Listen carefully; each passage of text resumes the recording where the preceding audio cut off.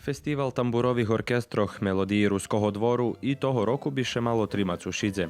Boli by to 13. pošore melodii, ktorí už pomaly prerastajú do tradícijnej manifestácii. Mali sme skladku Storičnik večer, pa sme prinesli odluku, znači, že bi melodišovci mali 12. idućeg mešaca, naravno kad bude epidemiološka situacija dozvoli. Kad ne dozvoli, naravno već kad ne bude, ali domame, že bude.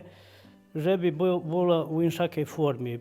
Všetky društva, ktorí po tých rokoch učestvovali na melodiju, dobili bi povolanku, že bi poslali nam snimki svoje, za svojim kompozicijami i za svoju učašću. Dumam da na to sposob, že bi učestvovali prek snimku i že bi to snimak već kad prikazovali prek videobimu za toti melodiji.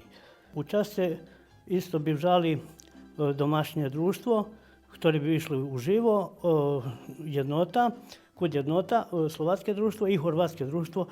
Znači to bi boli tri društva, ktorí by boli tu uživo, mali bi svoju programu. Hoć organizatore majú ideju, jak realizovať tot festival, neizvesne, jak še bude odvívať epidemiologijna situacija, ktorá diktuje dynamiku aktivnostoch.